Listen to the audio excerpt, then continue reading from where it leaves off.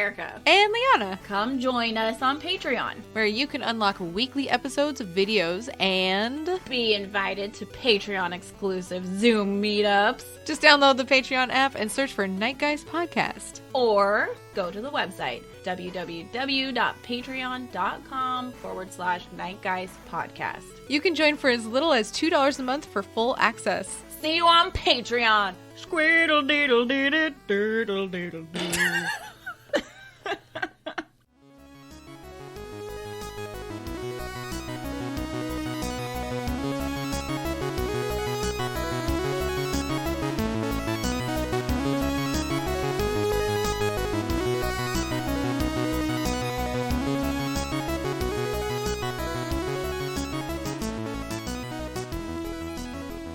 Hello! It's Erica. And it's Liana. This is the Night Guys Podcast. We're here to join you weekly to cover weird and spooky stuff, supernatural, extraterrestrial, cryptid, culty, true crime. And we're ahead a week.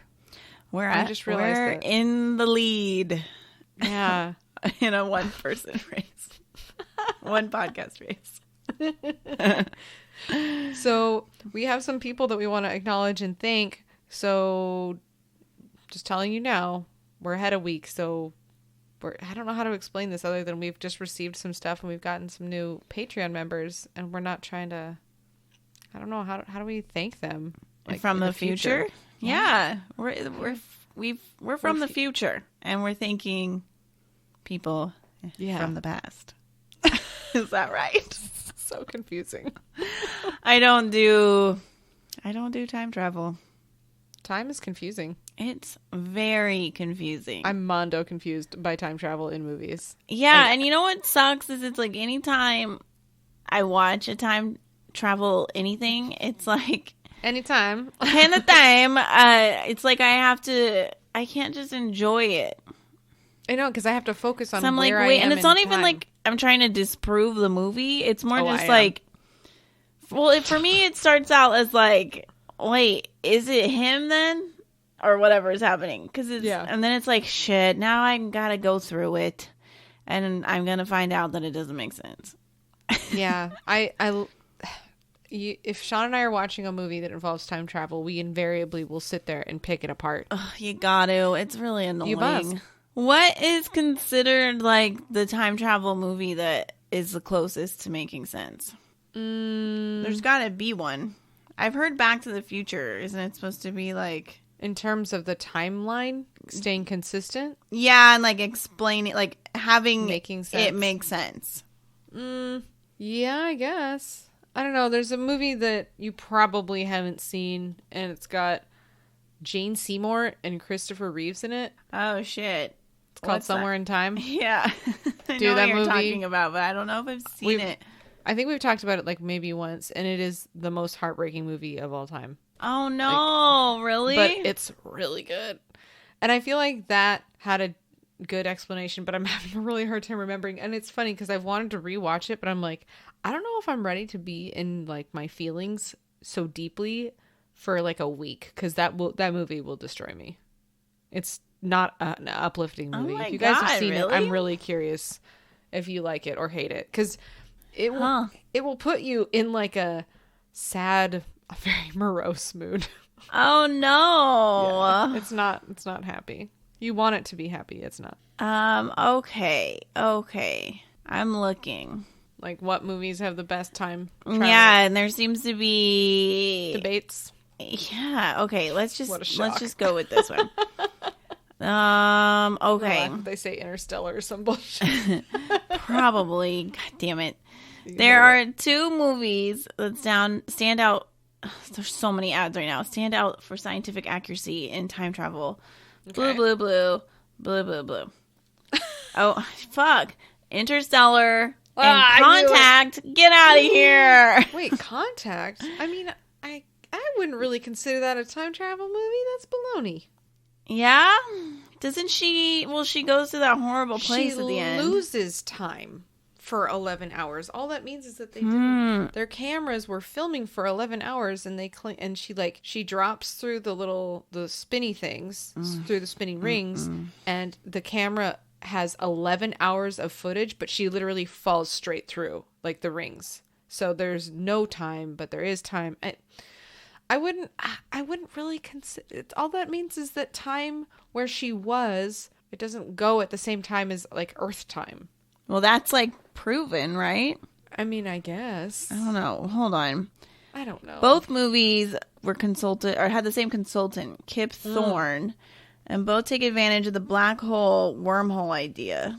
Deep in the gravitational field of a black hole, Interstellar, time passes at a different rate, leading to a relativistic twist late in the movie.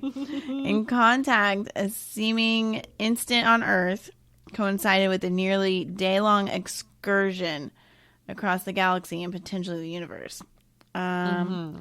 Okay, so they like that relativity is on full display in these films. And? Finally, there's perhaps the most realistic and interesting movie to make use of time travel in the time loop sense, Groundhog Day. Yes. Any solution in general relativity that admits close time-like curves is usually rejected because of philosophical concerns like the grandfather paradox. But these mathematical solutions are internally self-consistent and could describe reality, particularly if we accept that the start of the loop resets. Okay. So I forget, what's the grandfather paradox? I used to know it, and I think I remember looking it up after watching like one of the Star Trek movies. Or let's see. Or maybe it was Looper. Might have been Looper. The grandfather paradox is a potential logical problem that would arise if a person were to travel to a past time. The name comes from the idea that if a person travels to a time before their grandfather had children and kills him, it would make their own birth impossible. Right. So that probably when I watched Looper. Back and killing somebody. Got it. Yep. That answers that. Well. Because isn't that what he's doing? Spoilers? I do Bruce not Willis remember. he's going back to kill him. Oh, yeah. His hit is him, and they're trying to close that loop, and he's realizing he's closing himself loop, but he doesn't know that's him. That's Joseph Gordon-Levitt? Mm-hmm. Yeah. I liked that one. I don't remember it. It wasn't. I definitely remember Googling after that one. So I was like, hold on now. Must consult the Googs. Google, is this accurate? Google's like, no, time travel is not possible. And you're like, wait, that's not it is possible. They've proven it. If you go super fast, time slows down. I'm pretty sure if you go 88 miles per hour, though, that's not how you travel through time. Is that how fast they go in Looper? No, that's Back to the Future. Oh, yeah, but they're in a magical DeLorean. Science cannot. It's not present there. These cars are so dumb. They are. They're dumb. They are. I fully agree with you. I don't get butterfly doors. Like, what's the point? I don't know. Is that what they're called? Butterfly doors? I think so. Right? Yeah. That seems right. I don't know. They're dumb.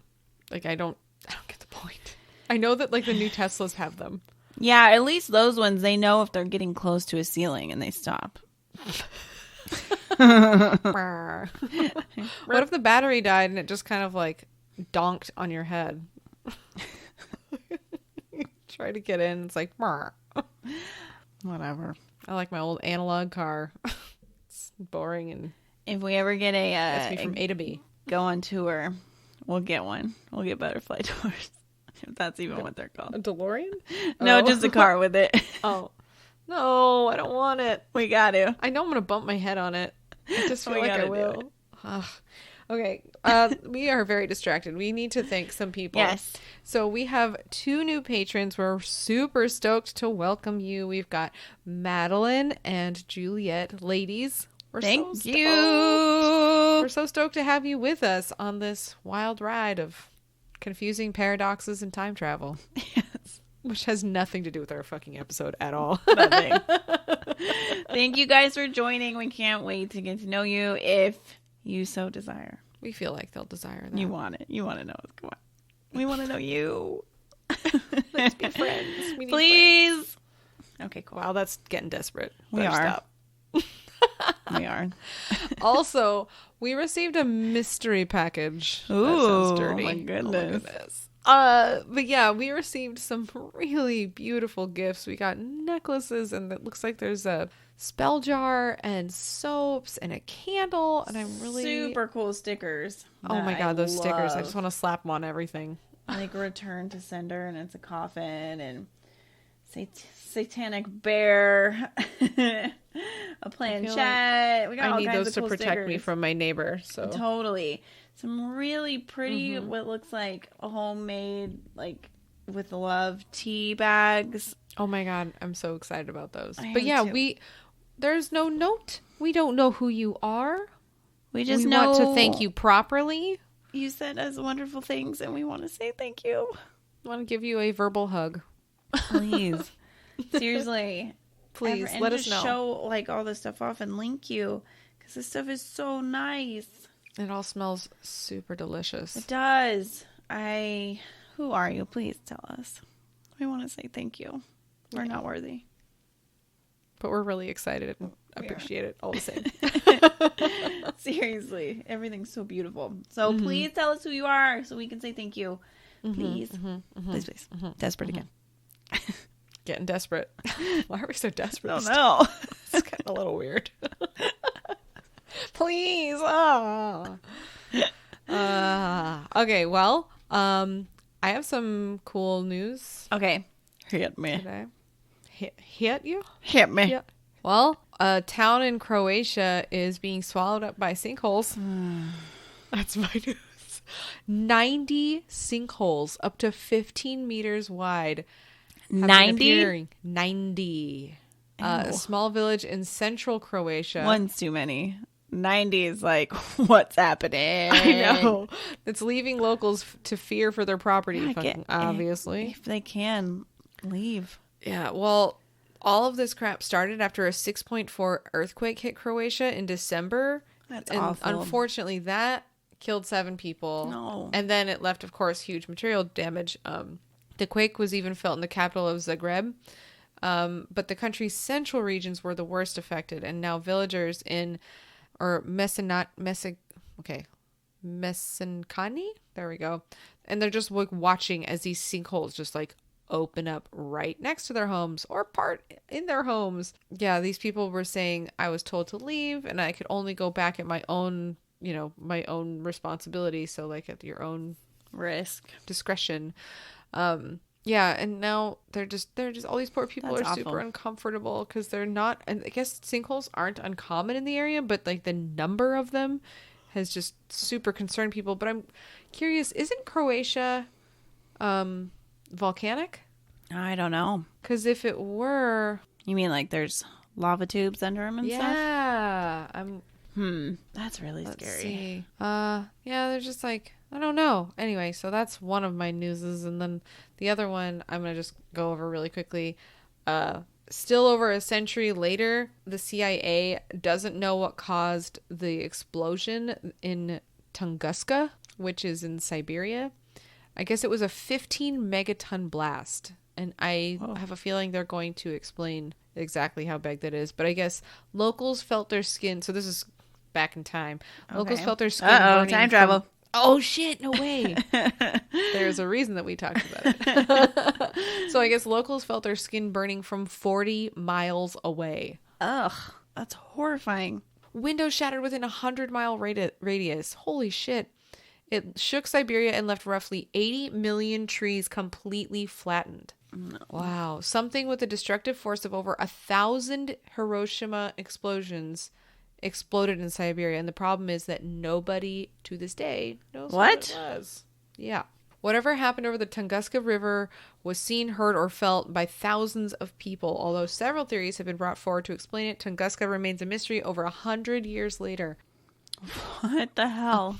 What are the guesses? Do we have guesses? According to many reports that would be eventually collected, on the morning of June 30th, 1908, so it's definitely over 100 years, a bluish white light lit up the entire sky. Oh my god, it was a fucking UFO exploding. I know it. Or taking off. Oh, sorry. Evenki native people who lived in the hills just beyond the Tunguska River watched as a streak of colored light shot across the sky on a trajectory of impact. After about 10 minutes of watching the light, after watching the light, there was, oh no, I guess not. After 10 minutes of watching the light, there was a bright flash and a thunderous explosion that literally knocked them off their feet. Astoundingly, shockwaves from the event were reported to even have stretched as far as the UK and even Washington, D.C. For many days after, the skies over Europe and Asia burned bright, some people claiming to be able to read the newspaper at night. In California, the Mount Wilson Observatory noted that the atmospheric transparency was very low for months with an unusual amount of dust particles filling the air. Whatever happened in Siberia was more powerful than anyone could have imagined, but nobody fucking knows what it was.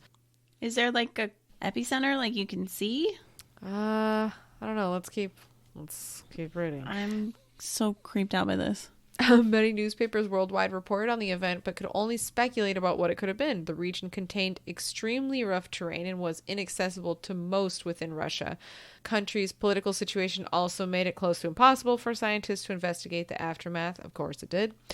It wouldn't be until 1920 that a thorough analysis of the area would be undertaken. Leonid Kulik, the chief curator of the meteorite collection of the St. Petersburg Museum, would eventually lead an expedition to investigate, but harsh weather conditions would delay his investigation until 1927, almost 20 years after the incident.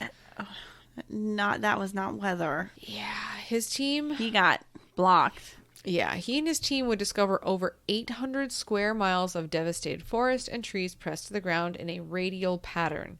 He would follow the radial pattern inward of the Tunguska forest to find to what they assumed would be an impact in the center, but curiously, there was no impact crater or material from a meteor. Oh, what? Okay. In fall of 1927, he published a preliminary report theorizing that it could have possibly been an iron meteorite that actually exploded in the atmosphere, which would account for early reports of the bright flash and the explosion. It would also explain why no meteorite was found on the ground, but many questioned how no physical evidence of a meteorite could not have been found. Yeah, no shit. Even if it exploded in midair. Yeah, there's got to be some kind of debris. Yeah, that's Russia covering shit up. His findings were challenged in 1934. Why did it have to happen there? I'm glad it wasn't like in the middle of a city, obviously, and whatever, like all that stuff. But yeah, assuming nobody would get hurt regardless, that's on the table. Why there? His findings were challenged in 1934 by Soviet astronomers who proposed that a giant comet was the cause. Considering that comets are mostly made up of ice, it might have been completely vaporized by the impact, leaving absolutely no trace behind. And many have looked some kind of divot in the ground. I totally agree. A lot of people that have looked into the incident believe that something came from above to cause. Sorry, the website just reloaded and shifted. Came from above to cause the devastation. One individual theorized that it came from below. No. It's you know what it is? It's a tremor. It's a graboid. In a paper published in 2003 in the Chinese Journal of Astronomy and Astrophysics, German astrophysicist Wolfgang Kundt suggested that the cause of the explosion was an eruption of gas from a volcanic rock known as kimberlite. He stated that it would have come from the molten earth some 3,000 kilometers deep. The natural gas would be stored as a fluid, that when it reaches the surface, it would become gas and expand by a factor of 1,000 in volume for a huge explosion. He supports his theory by observing how the trees fell in the radial pattern and several other chemical anomalies that earlier expeditions had discovered at the site.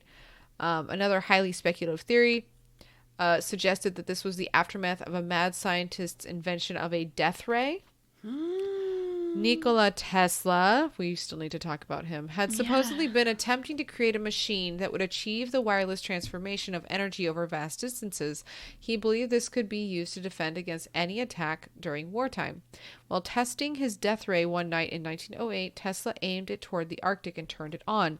He then eagerly awaited any news about the destruction of the Arctic, but all he could find were newswires stating that something unexplainable exploded in the Tunguska forest, destroying miles of land and injuring locals. He willy-nilly just shot off a death ray? Is that what I'm hearing? I think that's what we're hearing. We need to read about that. Thankful that nobody had died at the hands of his death ray, he soon dismantled the war machine and destroyed it. While this story is ridiculous, it does add to the enigmatic lore of Nikola Tesla and his strange creation. So that could just be baloney, but it could also be fact. That's weird, though. Yeah. There's so many weird things around him that, like, boggle my mind. Mm-hmm. So Alexander Cassant-Suse, an engineer and science fiction writer, proposed that the powerful explosion was caused by an extraterrestrial craft that had been crashed in the forest. He also said it might be an interplanetary weapon that was detonated and caused a nuclear explosion. Another American scientists, Albert Jackson and Michael Ryan, stated that perhaps a small black hole had collided with Earth, causing an antimatter explosion in the atmosphere. They wrote a paper and said that in the paper, since the black hole would leave no crater or material residue, it explains the mystery of the Tunguska event. It would enter the Earth. A black hole just like flew down. Know. How is that a thing? And the rigidity of the rock would allow no underground shock wave because of its high velocity. It would because it loses only a fraction of its energy passing through the Earth. The black hole should very nearly follow a straight line through the Earth, entering at 30 degrees to the horizon and leaving through the North Atlantic. And what? No one has ever. That one's the worst one. I don't think that one's the least probable. How am I now just hearing about black holes are like mobile and can just floodle on down and then explode? Excuse me. I have no fucking idea. Perhaps the most recent development of the entire Tunguska I like how affair. That's more probable to them than Tesla having a death ray. What is the difference? A UFO, man.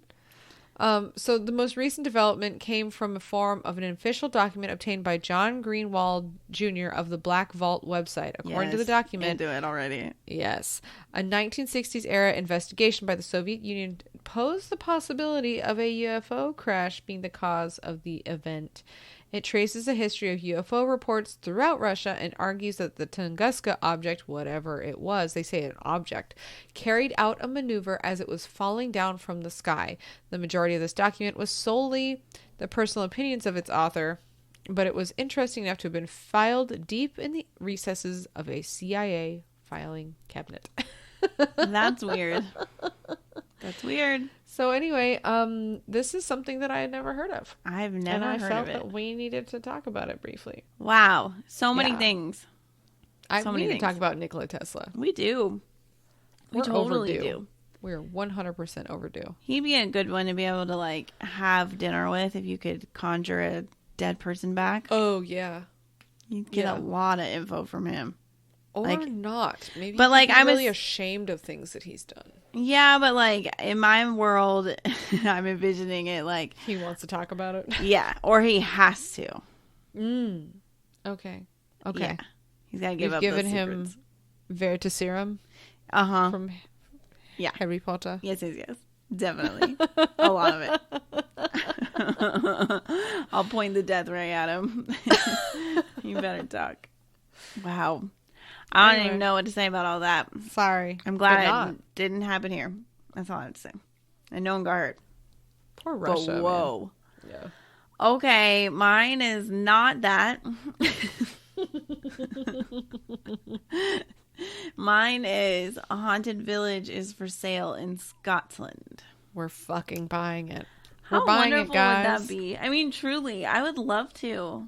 Maybe we just need to gather together all of our podcasting friends and just be like, okay, dudes, for the next year, this is what we're spending all of our Patreon money on. Oh, that'd be cool. I hope it's not a ton of money. Seriously, though, wouldn't that be cool? It is. I would really go. So would I. Ugh. Be a landowner in another country, but also be like, shit's haunted. And it's a village? What would we name it? I'd want to know what the name of the village is. Yeah. Because I'd feel wrong changing it. We'd get to name all the buildings. We could name the tavern. That's really what I'd want to do. Call it Deep Dark Hole. Oh my God. Cheekbones forever.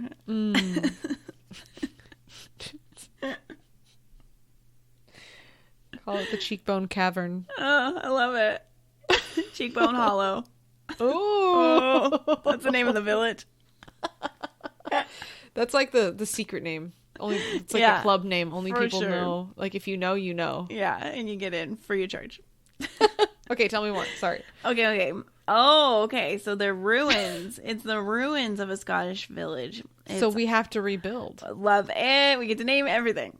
The village is said to be occupied by the ghost. Just one. Oh. We need more. Oh. Of a 17th century prophetess. What? What does that mean? What is that? Is that like a wealthy, prolific person? What's happening? What is a prophetess? Prophetess? Maybe? I don't know. I'm just making shit up. I'm pronouncing things poorly. Wow, a female prophet. We're dumb. Oh. Okay, carrying on. Is up for sale, spanning approximately 3.3 acres of land sitting on the shore of Loch Tay. The picturesque property known as the Old Village of Lawyers, or Lawers maybe, reportedly features the remnants of multiple buildings that constituted the community centuries ago. Okay, we got multiple buildings. While the village was ultimately abandoned in 1926, there is said to be one resident who remains at the location, albeit in spirit form, who's become something of a legend by way of her eerie predictions that seemingly came to fruition on several occasions. Oh. Whoa, cool. Psychic ghost. It. I like this. Let's be friends with her. I like her. Known as the Lady of Lawers, Mary Campbell resided in the village during the late 17th century. She earned a reputation for being able to foresee future events, which she revealed in poetic fashion, similar to Nostradamus. Perhaps the most famous of her prophecies center around an ash tree that she planted near a church in the village. Oh my god, this sounds super creepy, and I love it. Campbell cautioned that when the tree grew to the height of the church's gable, the building would split asunder. Ah, I love that word, asunder. Okay. She's great. She's good. Please don't do anything bad that will make me not like you, because I am really into you right now. Just be nice to animals and we're friends. Centuries later, her prediction came to pass when a violent thunderstorm destroyed the church just as the tree had reached that height. Cool. The Lady of Lawers, I hope that's how you say it. It's weird because it's like it could be anything. If it's Scottish, I feel like it could be said anyway. You're 100% true. That's real. Is also credited with having predicted the emergence of railroads, which she described as fire coaches. I like that. Let's go on a fire coach, as well as steamships, which she envisioned as being ship driven by smoke. Chillingly, one prophecy put forward by Campbell, which was yet to come true, is that, oh my god, I hope it says that 2 girls from USA will come and rebuild this village. Okay. Here we go. Let's find out. Don't tell me anything different. I don't want to. Okay, I'm ready. Okay, is that such a vessel would sink. We could be on it in Loch Tay, and we could swim ashore, and we could buy it. Because we're getting insurance settlement from the boat sinking. Oh, okay. I was like, I don't want to sink. No, we'll swim to shore, but we'll get a great settlement. Okay. And buy this place. Would sink in the Loch Tay, and there would be a great loss of life. We're definitely getting a payout. I don't want, no. We'll be fine. I can see it in my mind's eye. Are you a prophetess? I am. Okay. I am now. Given her strong connection to the location, many believe that the ghost of the legendary soothsayer still roams the grounds of the village. The current asking price... No. Is it affordable? No, it's not, is it? Is this American dollars? Okay, what is it? Because it has a dollar sign. It has to be. Dude, we can buy this. We cannot travel by boat. We can afford this. We don't need a settlement. We can make this happen. The current asking price, what do you think it is? I don't know. No. Throw me a number. 200,000. 173,000. You act like that's no money. I was expecting you're like, oh, it's affordable. Billion. Oh, I see. When you were like, it's affordable, I'm like, 20,000? Like, that's still a lot of money. We can make this happen. Fool. It's been abandoned since, what did it say? 1926? They're ready to haggle. Are they? Yes. Dude, hold on. $173,000 for some piles of rocks. And the purchase includes a private beach, down fishing rights, don't care. Great, I guess. Semi-ancient native woodland, in quotes, and That presumably the spirit of the Lady of Lowers. Oh man, dude. I mean, I'm looking at pictures of it. It's fucking beautiful. I just want to go there right now. Can we just build like a giant Great Gatsby house and just live there like that? Yes. And we can like be on one side of the lock and me on the other, and we can do the thing that they do in the Gatsby movie with the light. The light. And then I'll be irritated that I have to go all the way over there to hang out. You're like, man, God damn it. I need you to come over. Like, I'll flick it twice and you'll be like, oh, I came over. What's going on? And I'll be like, oh, I wanted you to bring some wine. I'm out. You'll be like, fuck! Oh my God. We need this. There's a thriving town nearby, so that's good. So they can all laugh at the dumb Americans that bought the piles of rocks for 173 grand. Stupid idiots. No!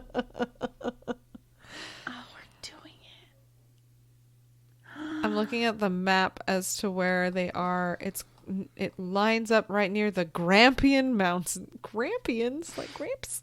Gramp? Where's Loch Ness? In relation to this? Yeah, is it nearby? Where's that loch? Huh. Let's see. Oh my God, I'm very excited about this. Oh, that's a big loch. I didn't realize it was that big. Mm-hmm. Wow. My dude, we just bought a house. What am I supposed to tell Sean? I need you to make more money so that we can buy a haunted village that is rocks. I mean, say no more. I love that in the ad for selling it, they include the haunted like part of it. Well, of course they do, because if they try to hide that, everyone's gonna be like, that shit's haunted, right? And then they'd be like, like if they don't explain it out the gate, you have to own it. That's one of those situations that we've talked about before, where like, why didn't they just mention that shit's haunted? I'm looking for Loch Ness and I don't see it anywhere. Ness. It's pretty close. Really? Yeah. I mean, Dude. You mean you hop on that highway and you take that north to... I mean, I guess it's close-ish. This is big. Oh, boy. Okay, cool. Okay. I'm going to go show this to Bobby. Be like, I know you want to move to Hawaii, but what if... What about haunted town in Scotland? You mentioned there's a ghost and he's gonna never even visit the country. He's gonna be like, you high? Gang. Yeah, I'll be like, this is how I know you're high. Okay. How do I know that you're high? This is how I know. I just like to think of it as hopeful. Okay. I mean, I'm looking at pictures that people have taken for Google, and it's stupidly beautiful there. We gotta get this. I just want to go to Scotland. Oh, man, me too. I've always wanted to go. I want to know where my people are from. Just want to go. Mm-hmm. Okay, let's go. So, cool. We're buying a town. Investment. Yeah, I really would love to visit there, actually. I'm looking at it, and I'm just like, man, it's I want to go so bad. But I'd feel so wrong, like, doing anything to the property. We just gotta ask her. She's down. And, like, build on a place that's not any of the old houses? No, yeah. Okay. You gotta leave those for the tour. Okay. Yeah. Okay. Ghost tour. All right. Okay. I'm down. All right. So shall we talk about what we're here to really talk about? Yes, let's. Not time travel? No, not Looper. Not Joseph Gordon-Levitt somehow also being Bruce Willis. Yeah, no, not that. I was like, this is the worst. They picked the like two most opposite actors. I remember thinking that. Like, how? What? I'm like, I don't care that they put a fake nose on Joseph Gordon-Levitt or whatever they did. Yeah, they fake did nose something is fake to try nose, and my make it friends. so goofy. It's so goofy. It's the worst. Fake nose is so funny. It's goofy looking. So we're talking about weird shit that astronauts have seen in space that you don't really learn about in school. The government is hiding it from us, my friends. What are they not hiding from us? Seriously. Literally everything. Ugh. Yeah. So, this topic is all over the place, but it's really fun and honestly spooky. I love it. The reason that this came to my attention was I had heard that from one of the best podcasts ever. Cryptid Factor. We love them so much. They are so amazing. Reese Darby is just Buttons and Dan. I love all of them. They're the best. They brought up that Dan did, right? Yeah, Dan brought up that there was an astronaut that saw some things. And when I heard what he saw, I was like, we need to talk about Hold this. Okay, so maybe we'll start with that one, since this is the reason why it came to our attention. Let's do that. This is all you though. This one's yours. Okay, here in America, we have an astronaut by the name of Franklin Story Musgrave. Best name ever, by the way. Yeah, it's pretty cool. He was born August 19th, 1935. He's an American physician, retired NASA astronaut. And, he's also a consultant to Disney's Imagineering Group. That's cool. Is he still alive? Yeah, as far as I know. Born. Yep. Wow. He's 85. Before we get into the story of, like, what happened with him is just, I want to list off the reasons why. You should listen to him? Yeah, he's potentially very credible. Okay. He has got all kinds of credits to his name. He has his BS in mathematics and statistics from Syracuse. He went on to receive an MBA in operations analysis and computer programming from the University of California, Los Angeles in 1959, a BA in chemistry from Marietta College in 1960, an MD from Columbia University College of Physicians and Surgeons in 1964, an MS in Physiology and Biophysics from University of Kentucky, and an MA in Literature from the University of Houston in 1987.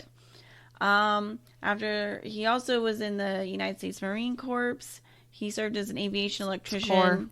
Sorry, I'm wine. I do know that, I swear. I know you know, that's why I was like, what? He served as an aviation electrician, instrument tech, aircraft crew chief. He completed duty assignments in Korea, Japan, and Hawaii. He was aboard the carrier USS Wasp in the Far East. Did this fool have like a life outside of his work and education? Because goddamn. No, he's flown 17,700 hours in 160 different types of civilian and military aircraft. Oh my God. 7,500 hours in jet aircraft. He's earned an FAA ratings for an instructor, instrument instructor, glider instructor, airline transport pilot, in addition to astronaut wings. He's an accomplished parachutist. He has made over 800 free falls, including over 100 experimental free fall descents involved with the study of human aerodynamics. Why would they risk this treasure of a man's life with experimental shit? God damn. I don't understand. He's worked in aerospace medicine And as National Heart Institute postdoctorate fellow teaching and researching cardiovascular and exercise physiology. He practiced clinical medicine on a part-time basis at Denver General Hospital and served as an instructor of physiology and biophysics at the Kentucky Medical Center. So clearly he's a kook, right? Yeah, he's co-authored 25 scientific papers in aerospace medicine, physiology, temperature regulation, exercise physiology, and clinical surgery. Yeah, sounds like a real wackadoo to me. Whoa. Like, he sounds unqualified. This is wild. A veteran of 6 space flights, he spent a total of 1,281 hours, 59 minutes, 22 seconds on space missions, including nearly 27 hours of EVA. Or EVA. What's EVA? An activity done by astronaut. Oh, is this outside? A spacewalk. Okay. Crazy. Damn. 27 hours of that? Imagine the radiation. God damn it, he's still alive? Oh, maybe that's what's keeping him alive. He's the only astronaut to have flown on all 5 space shuttles. He's held record for oldest person in orbit at 61. Holy shit. He's got a bajillion awards. Shocking. So yeah. So this is who we're talking about. Okay? That fool. It's not the guy from Independence Day that flew his airplane up the butt of that spaceship. It's not that guy. It's not the crop duster. Distant cousin. Okay. So... Why is that so funny to me? You're so stupid. So during an interview... in 1995, he was talking and explained that on 2, this is a quote, on 2 of my missions, and I still don't have an answer, I've seen a snake out there. 6, 7, 8 feet long. No. Oh my goodness. It is rubbery. Oh my goodness. Oh. Because it has internal waves in it, and it follows you for a rather long period of time. No. He added, the more you fly in spots, the more you see... I'm sure that's how he said it. I know he did. He's very educated. Obviously. The more you see an incredible amount of things out there, and that sort of brings to you really a certainty that other living creatures are out there. Some incredibly primitive, more primitive, some just proteins coming together, amino acids, and some single cell organisms, and other civilizations that have been around for 1 million years that are doing unimaginable kinds of things. Wow. Gross. He spoke of the same snake in an interview with Omni magazine earlier, saying, quote, on 2 flights I've seen and photographed what I call the snake, like a 7-foot eel swimming out there. However, he did concede, quote, it may be an uncritical rubber seal from the main engines. When asked what he thought was out there in the wider galaxy, he said, living creatures far more developed as civilizations. That's why I make an effort to communicate and might be considered eccentric because I do. Because I know the probabilities are close to 0, but I do tell them to come down and get me. Well, okay, you don't like the idea of somebody coming down to get you, but he's like, I'm old, I've done all this science shit. I feel like that if I'm going to go out, like, that's how I want to go out. So the photograph, of course, is a little blurry. But there's definitely something. There's something there. I saw the picture. Oh, like... That sounds so crazy cool. Did you see the video? No. It is finagling out there. It's moving. Ooh, it's fadoodling? It is. Oh, boy. It's weird, dude. It was funny. I was talking to Sean about this before we started, and I was like, oh, this one guy says he saw a space snake, and he was like, okay, that sounds like bullshit. But then at the same time, like, he conceded. He was like, you know, just because we can't see a snake that flies on this planet, he's like, how are we supposed to know, what am I trying to say? Like, what kind of environments other creatures can survive in other planets? Like, how are we supposed to determine what they could possibly survive? Yeah, we can't. That's stupid. We can't. And then he quoted my favorite movie ever, Contact, or he said something to the effect of it, like, it's mathematically impossible for there to be no aliens. And then he said, you know, if we were alone, it would be an awful waste of space. Because it's true. I'm watching a snake video. Come on. It's weird in the so there's like a regular video and then it's negative exposure one. The negative exposure one's kind of even creepier. I don't know what it is. I don't like that it's out there. He conceded that it could be not that, but I have a feeling that the snake is probably the most fantastical thing that he saw, but I have a feeling he's seen other things as well. It's weird. I don't like how it moves. Thing he's seen. Yeah, probably not. Sorry, I'm still just staring at it into infinity. I don't like it. Ew. I mean, I do like if he's going to see something out there that it's something that doesn't have arms and legs. But is it like a worm kind of snake? Like a giant tapeworm kind of? Yeah. Then I hate it. Sort of. I hate it. Nope. I'll never go to space if there's worms. I don't want to get worms. I don't want to get worms. That's actually one of my like deepest fears is getting worms. I don't know why. Because I hate worms so very much. They're awful. They gotta go. They gots to go. Well, one of the other things that one of our astronauts experienced. Space worm? No, he Space didn't have that. No space snack. Space snack's out there right now. For doodling around. Gordon Cooper. He was one of the later Mercury acronauts. I know how acrobats.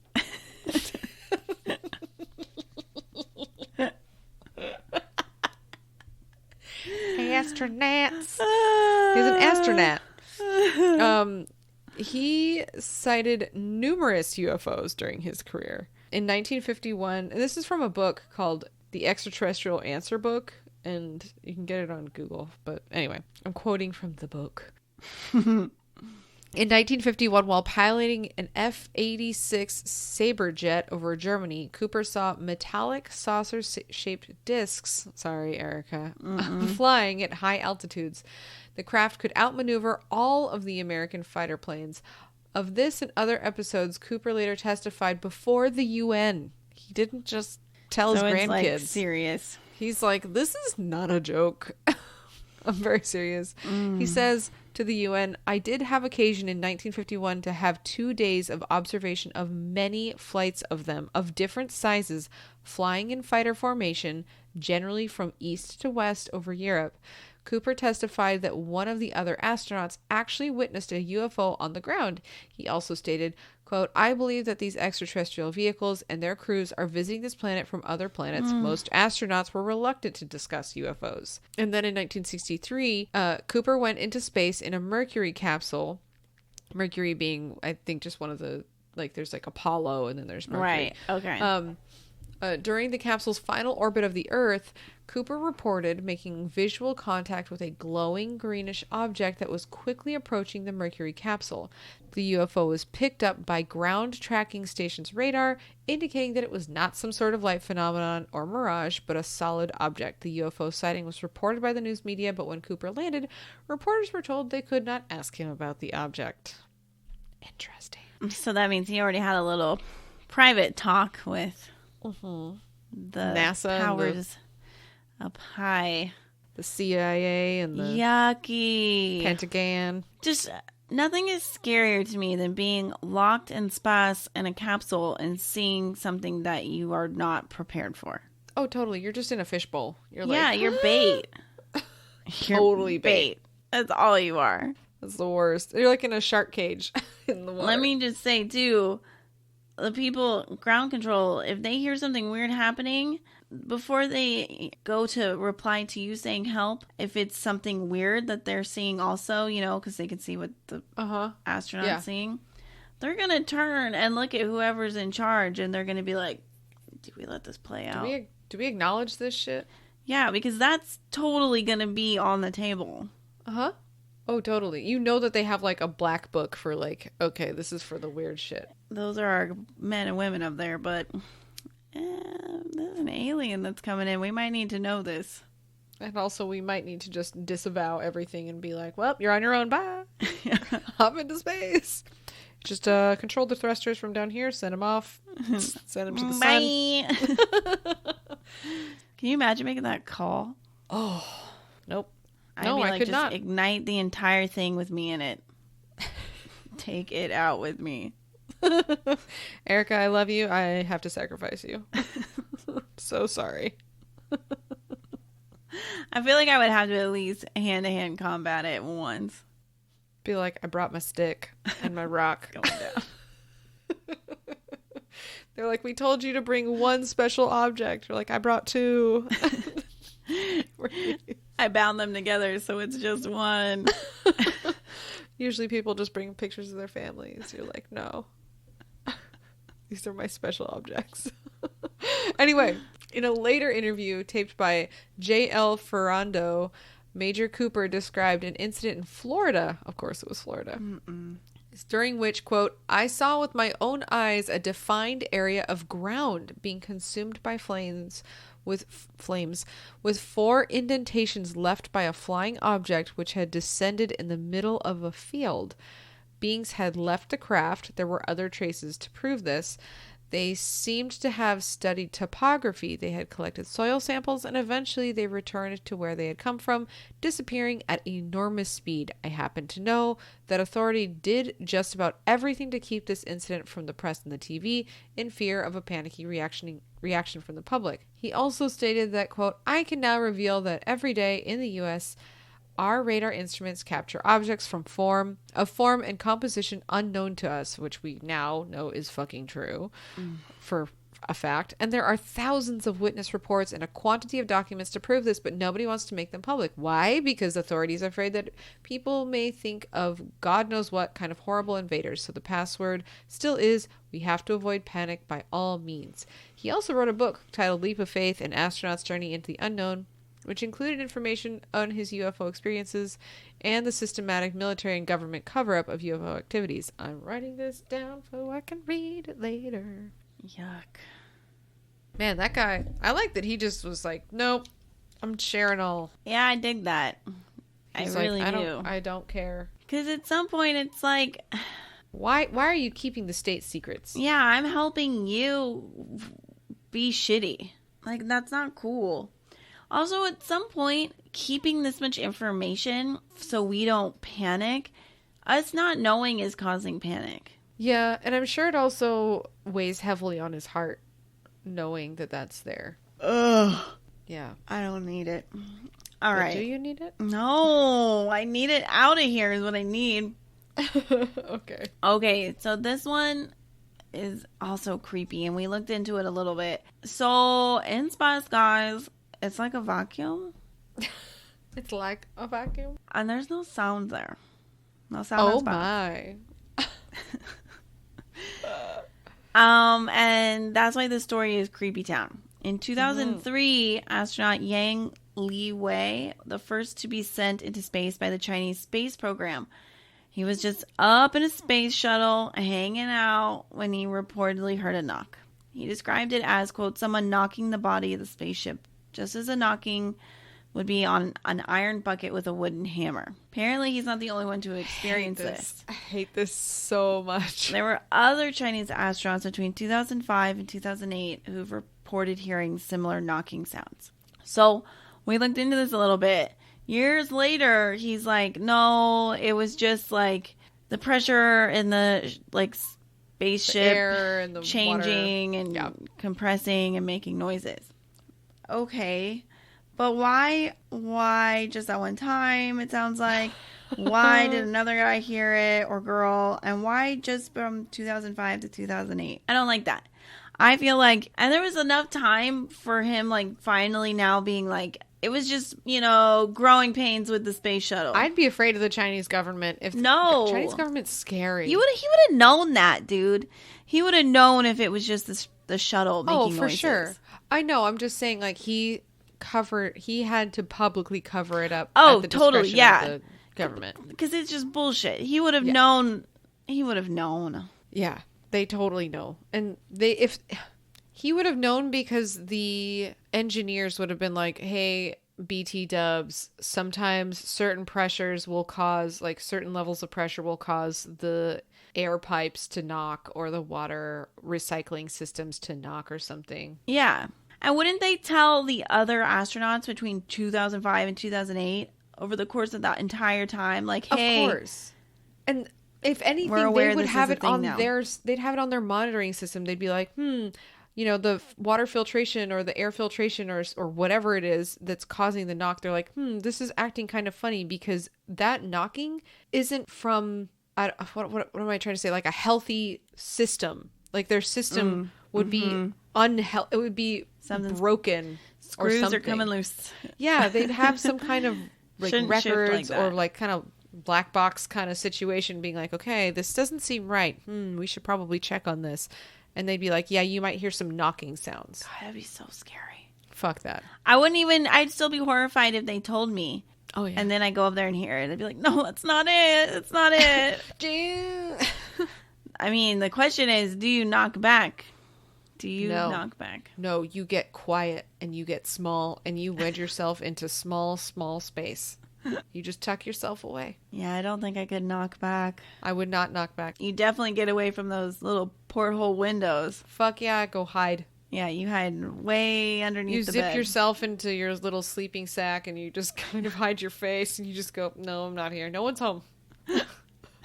Nobody's home. Door's locked. Please don't come in. No entrance. No admittance. Thank you. Please leave. Please don't knock again. I found a little bit more information, a little bit more on the Neil Armstrong one. And it's from this book. This book is great. I have to buy this book. Oh, cool. Okay. Neil Armstrong Creepy and story number 4. Good old Buzz. So this is about their moon landing on Apollo 11. This happened July 21st, 1969. We're coming up on the anniversary, actually. Let's celebrate it. Moon drinks. Oh, man. Bobby better get creative. You better tell him right now. Text him now. Moon drinks. Get ready. So shortly after they made their landing, one of the astronauts referred to a light in or near a crater on the moon's surface. And after mission control requested more information because they're like, what? Nothing more was heard on the television transmission because all of this, was supposed to be live. Right. However, Otto Binder, a former NASA employee, states that unnamed radio hams.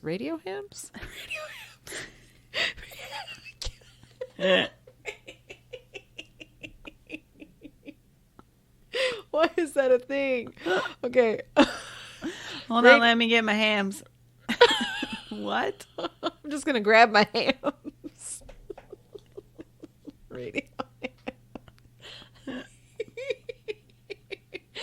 Okay. With their own VHF receivers, picked up the following exchange, which was not heard on television. So they heard it over the walkies. Yeah. They this had is their people own... on Earth? On the ground. They had their hams pointed at the sky, at the moon. Their hams and their gams. They were ham-handed. Okay. Okay. So this is NASA says, "What's there?" Mission control calling. Apollo 11 says, "These babies are huge, sir. Enormous. Oh my God, you wouldn't believe it. I'm telling you, there are other spacecraft out there lined up on the far side of the crater edge. They're on the moon watching us." And that's the end of the quote. So later during a NASA symposium, Neil Armstrong was asked what really happened on the moon. He stated that although he could not go into details, they had been warned off by the aliens who had made it clear that there would be no space station or city built on the moon. Armstrong is quoted as saying, "Their ships were far superior to ours, both in size and technology. Boy, they were big and menacing. There is no question of a space station." This version of events is substantiated by Dr. Vladimir Haza, a physicist and professor of mathematics at Moscow University, who is quoted as saying, "Neil Armstrong relayed the message to mission control that 2 large, mysterious objects were watching them after having landed near the moon module." Oh, I hate the being watched. But this message was never heard by the public because NASA obviously fucking censored it. Interestingly enough, NASA now implements a 5-minute delay on all, quote, live transmissions from space. Even if the TV transmission says live coverage, it is definitely on a 5-minute delay. NASA needs that editing capability. That's a lot. That's a lot of time. Yeah. Yeah. Award shows are like seconds delay. Not to mention, if something goes hinky wrong, they don't want to show an astronaut getting spaced on live TV. If something happens. Yeah, you don't want to see something horrible happen. No. 5 minutes is a lot. Yeah. That's a lot of time. That's not like to just cut words, sentences. That's like a whole re-editing. Yeah. Well, they're trying to make sure they can cut out giant spaceships. So, yeah. Isn't that horrible? When was the last time we went to the moon? Hold on. I don't want to close this tab. I like this book. I want to buy it. When was the last time? Last time the Bucks won a championship. The Bucks went to the finals. The Suns made the finals. The minimum wage was raised. Last time we went to the moon. There we go. Wow, that actually popped up. When was the last time the 4th of July was on a Sunday? When was the last time it snowed in San Francisco? Okay, sorry. I'm just really excited by all of these things. December 72. Fuck. Okay. That is so long. That's what I was going to say. I wasn't sure, but that's why I asked that. Because it's like, it's been, I know it's been a long time. Because there's fucking UFOs on that fucking... That's exactly what satellite around us. Oh no. I have major... Isn't that weird? I have major anxiety about this now. I'm afraid of the moon. Google when the first female is going to go on the moon. When that's coming up. The first female going to the moon. No woman has never... I know. Only 12 humans. All men have ever walked on the moon. Boo. NASA publishes Artemis plan to land first woman, next man on moon in 2024. I'm scared for her. I am too. After learning of this. Let's send some douchey guy. Let's send Joe Rogan. Bye. Stay on the moon. You have them go first. Yeah. Yeah, put him up there. Let's just drop him in a crater. No one needs you. Toodles. He can be the bait. He sucks. So wow, hard. Dude, isn't that weird though? 70s? Gross. Why? Gross. I've always thought that was weird. Because we were told not to come back. I mean, wouldn't you think we would have been there a buttload of times by now? Because we can. Simply just because we can. Yeah. Why haven't we? Oh, now I just have feelings and thoughts that I don't like. I'm afraid of our moon now. I like our moon. I like looking at it. It's fun. Now I still like the moon. I don't like... Who's setting up shop there without her permission? I don't like it. What else you got for me that's just going to upset me? Yeah. I don't have any more, by the way, so this is all you. Okay, I have a bunch of horrifying things. Great. We can do some rapid fire. Rapid fire. Love it. During the Apollo 10 mission, a test run for the first mission to the moon, astronauts, among other things, took to testing various equipment. The stakes were high since this was not a simulation but real space. Much to the surprise of these astronauts, or acrobats, they heard a Shut up, I can't read. They heard... I just think it's funny, like, picturing that going on. It's a good visual. They do get to play in... They love the tumble up there. Trapeze around. By the way, have you seen videos of the astronauts, like, jumping around? Like, how they, they, like, kind of bounce, but in high speed? No. It's fucking funny as hell. I have to send it to you. Guys, just Google it. It's so funny. Just watching them kind of, like, bouncing around really fast. And doing things really quickly. That's cute. It's goofy. Like it. It makes me happy about them being on the moon, even though I'm now very nervous. Yeah, they about could die at any any moment. Yeah. So they're up there, and they heard a strange sort of whistling on their headphones that they later described as space music. Space jams. Space jams? Yeah. No Looney Tunes, though, right? No, just the jams. I don't need music on the moon or in space. I don't like whistling. Okay, you started to say whih, and I was like, whizzing? Oh, no. That I can get. That's better. Less threatening. God, dude, whistling? That's like a tune? Mm-mm. What do you do about that, though? Like, don't what do know. you do when you hear that? Same with the knock. Like, what do you do? I would freeze and be like, huh? You're How just do like you so even- inferior when you're how in do you space. function after that? Yeah. Like, that would be, I would be like, I have forgotten how to astronaut. Like, I don't even know what I know anymore. Do they have flamethrowers? I don't think They do. have to have some kind of weapon. I don't think they do. You know what? Do astronauts have weapons? Have weapons. They have to. Bro. A trident. Oh, they have a Oh. trident. Okay, let's see. Russia has the corner on guns in space. Quote, the notion that modern space cadets blast off carrying guns is so silly that space officials won't even talk about the idea. But that does not mean that the astronauts are not armed. Cosmonauts, Russian astronauts, regularly carry acrobat. handguns on their Soyuz spacecraft. And actually, that's not unreasonable. I fucking agree. I like it. The ultimate list of weapons astronauts have carried into orbit? Oh, yes, give me this list. Bazooka. U.S. astronaut survival pocket knife. U.S. made astronaut survival pocket knife. Okay. No, a pocket knife is going to do It looks like nothing. the dumbest. It's a little Swiss even- Army knife. Don't even admit to putting that up there with them. And an That's just orbital insulting. survival knife looks way more shanky and less like a pocket, like a little Swiss Right. Army. And then this one has a machete.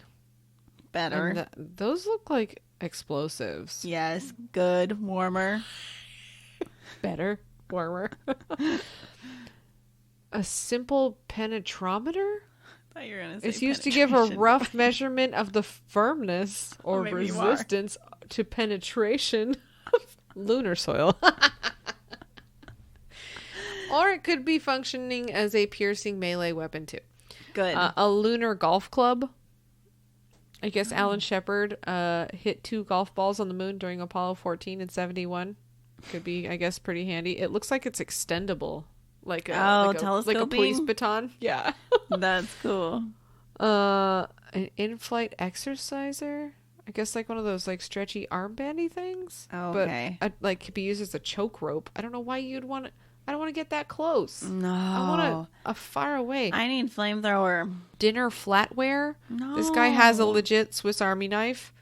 There we go. The Soviet machine gun. Yes. Machete gun. Excuse me. I can't read. Yes. A machete gun. I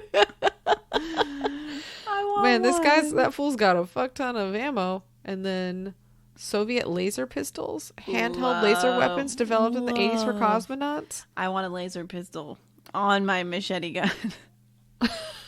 Wow, this thing looks like kind of looks like a dick, but okay, whatever, it's fine. It would. It would. I mean, a crowbar, I guess, a cleaver, a meat cleaver. Cool. Some other special knife, just a knife, power tools, a Russian machete, Makarov pistol. It's just like a 9mm semi-automatic. Interesting. Yeah, there we go. Knives and pistols, and then a machete gun, and a laser pistol. I want that laser one. I need to know more. Oh, wow. They need more weapons. Yeah, what? I mean, I guess they don't include them because in case, like, you'd be like, God damn it, Erica, you ate the last applesauce packet, and now we're up here for, another 9 months, and I don't have my fucking applesauce. If you go, like, full, what is it? Hangry? No, Rocket Man, where you just, like, start painting the walls with food. I gotta shoot you with something, and they're like, no, you don't get guns. I need a gun. Just They're gonna like, stop you bring right a there, stick. Bring a stick and a rock. and I'm gonna tape that onto my gun. This is why we're not allowed to go to space. Oh my god, we just want to go to space with space diamonds. I actually just want to go to the Vomit Comet and just like tootle around in 0G for a little bit. It does look come fun. back. It really does. It does. We looked it up. It was like what, $5,000? Yeah, for it like a was couple crazy of minutes. expensive. I never realized too that what a when you do it, I disappointment. always like thought like you just have one go. I didn't realize it's like a bunch of them. Oh. You do I like get why 5 or people 6 fucking passes. vomit. I get why they vomit. Yeah. I watched You the and guy. I both have vertigo. We would die. Oh, yeah. I can't even face sideways in a limo.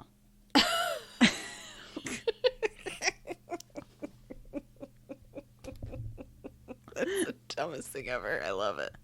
I don't remember what. Oh, I was watching Loki, and they're on a train, and in one of the scenes, Loki's he's like, no, no, no, no. He's like, I have to sit there. I can't. I have to face forward on trains, and I was like, my man. Yes, dude. I get it. Ha Me and Loki have that in common. He would have had to fight me. We would have fight. Oh, no. You're not getting it, buddy. He gets to sit sideways. All right. Well, do you have any more for me? Yeah, okay. NASA astronaut Alan Bean claims he saw something shiny name. on the moon. He Yes. described it as shoe leather. While you What? expect space to be black and devoid of light in places, what was this shiny thing he saw? Could it have been glass? Whatever the reason for what he saw, there's not much of an explanation. Creepy. Don't like it. Don't need Okay. shoe leather. No. That sounds creepy, weird. Mm-hmm. I don't need that. This one's even creepier and weirder. Oh. So, when we think of UFOs, we think disc-shaped flying saucer. Anything beyond our understanding is pretty much difficult to explain. As Okay. astronauts James McDivitt and Ed White came to realize. McDivs. This happened when they were flying over Hawaii. They noticed a flying object. It didn't look right. And it didn't seem like it had anything to do with Earth. Not my Hawaii. I know. This metallic object seemed to have arms sticking out of its body. I hate that. What does it mean? What? What does it mean, though? I What does it don't all know. mean, Basil? I hate it. I don't Kill it. know. Maybe it's like a luck dragon, like Falcor. Maybe? Let's just say it's that. It's a mythical being. It wasn't actually an alien. It was just they saw a cryptid. I just don't know. I don't like it. So, okay. I looked into this guy. He Okay. is an astronaut named Scott Kelly. He spent the most time in space. Yeah. So, oh God, this is just weird. Isn't he also like the governor of Arizona now? Oh, really? Something? I think he might be. I don't know. It didn't. I looked at his Instagram. He didn't say anything on it about it.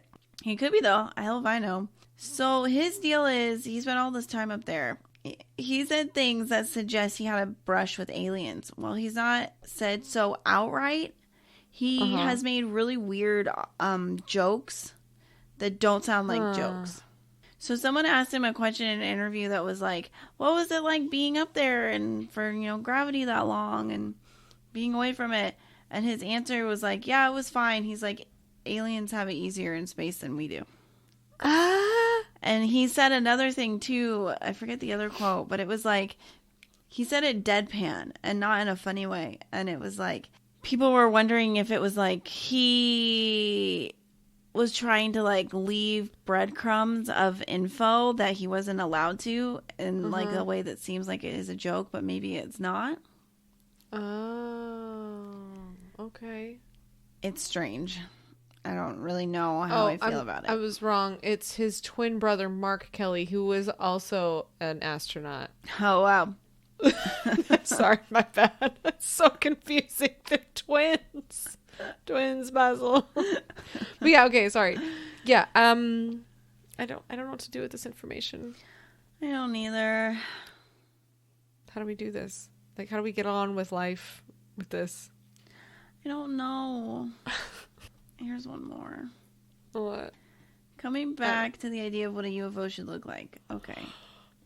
No one thinks it should be cylindrical. In 91, cosmonaut Musa Manarov He saw a cylindrical UFO, and he caught it on film.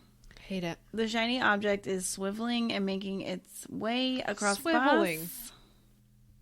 Swiveling. There's a video. Swiveling? What's creepy is when you click the video, it's unavailable now. Uh-oh. What? He was a cosmonaut? Uh-huh.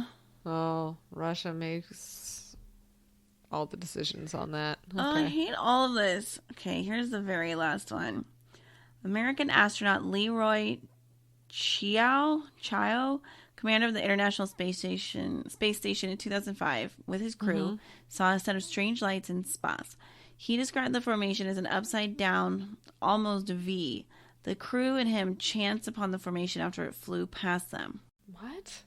What do we do? We go live in a bunker? You know what we do? What? We buy that town in Scotland. We get the prophetess to tell us what's the game plan with these aliens.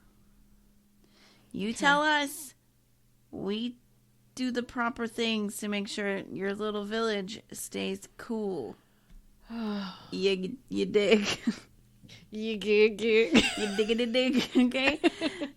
We keep Spooky Town safe. You keep us safe from aliens. What do we do? That sounds like a good deal. It's not the worst idea. That's a good deal. I mean, I feel that's a win-win for her. What if she just like straight gave us all of this intel on like, well, finally. I mean, I'm in. It's a lot of money, but you know, worth it to not see Spasnak. Give me ghost knocking. I don't need alien knocking. Want alien knocking. I want space knocks. No. What is that even like? What? Bigfoot knocks. What do you do?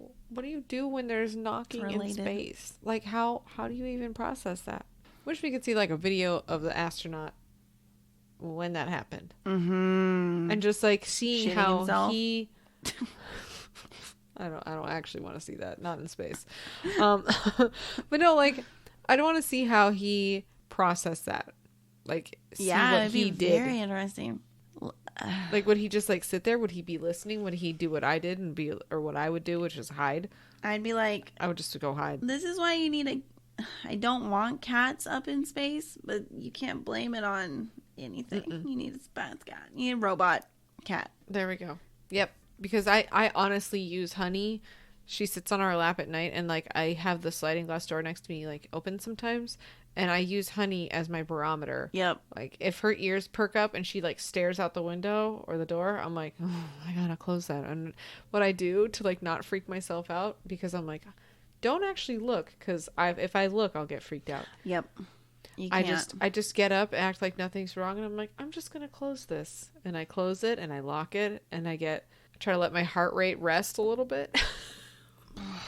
Never works. I feel like I'm gonna hear knocking tonight. I know.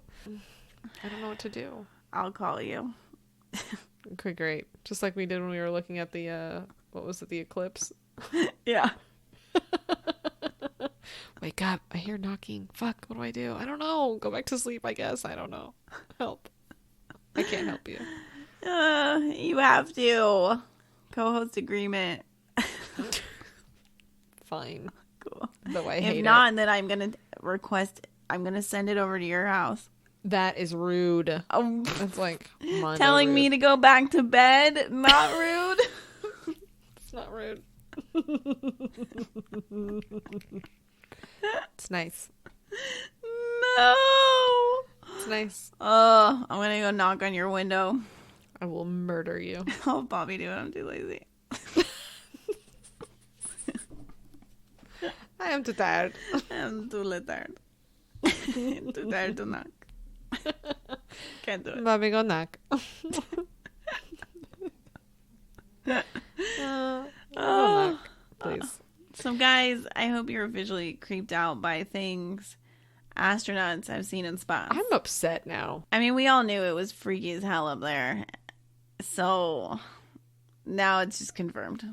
No, I just hate it. I hate it. People, like, want to go up there. That I don't get. I don't either. How and why? Explain to me. I don't know why people are like, oh yeah, space is great. No, it's not. No, it's not. Nothing about it is good. You have to eat shitty food. Your water is recycled by from your pee or whatever. You have to pee into like a weird tube. It's no lonely. Animals. No Netflix. None. Yeah, no animals. I need cats. Yeah, I need all the fluffies. Give me all them puppies and all them kitties. Not to mention fresh fucking air. Yeah, dude. I live with our windows open at all times. I work near the coast. All I want is fresh air. That's all I want. It must be constant. I can't do stagnant spas air? No. Ugh. Get it out of here. No, thank you. Do you want to spin the wheel? Let's do it. Okay. I'm excited to see what's happening with this wheel. I'm not excited about this. Here we go. I'm not excited about anything now. Space is out there, and I don't like that it's out there. You know what? We got one that we were going to talk about, and we didn't. Okay. And I wanted to talk about this. Great. We were going to talk about Kennedy and Marilyn Monroe conspiracy theories. Did we not talk about that? Mm-mm. I thought we did. Nope. We didn't? Nope. I feel like I researched it. Well, we probably did. I'm insane. Really? Yeah. Oh. Really? Yeah. I don't believe this. Like, I don't believe you to the point where I'm looking at our episodes that I've uploaded. That's where I'm at. We definitely did it. And I remember it being like, oh shit. I don't remember why we didn't. It could have been because there was like an anniversary coming up for us or something over the holidays. And I think that could have been why. Huh. And we were like, well, shit, we got to do an anniversary episode. We timed this wrong. Damn. Yeah, okay. Cryptid miss. So many cryptid misses. Oh Saturnalia. God damn, we've covered a lot of crap. And not by crap, I mean like good stuff. Good stuff. It's all the good stuff. Only the best. Oh, pumpkin to talk about. Wow, it's been so long. JFK assassination. That we did. That's why I'm thinking that we talked about it. Okay, so now we're going to talk about poor Marilyn. Getting effed over big time. Mm-hmm. Yeah, damn it. All right. Okay. We're doing it. Now that I have that confirmed, because I was like, I know I've researched that fool. Like, why? Why do I feel so crazy? Why is it back again? How? Why? Explain me, Mom. Back. All right. Cool. Well, great. Mm-hmm. I feel like I've learned a lot of really horrible things, and I'm putting together a Barnes and Noble wish list right now. Of I want to see that Faith, book. Send me that. The Gordon Cooper and the Extraterrestrial Answer book. I'm legit gonna buy these right now. Sean's gonna be like, "Why are you spending $40 at Barnes and Noble?" Mind your business, sir. I'm protecting us from spaz. I'm learning about things that are gonna scare me and give me nightmares.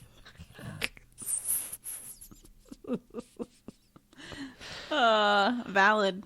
I'm scared of everything. That's the truth.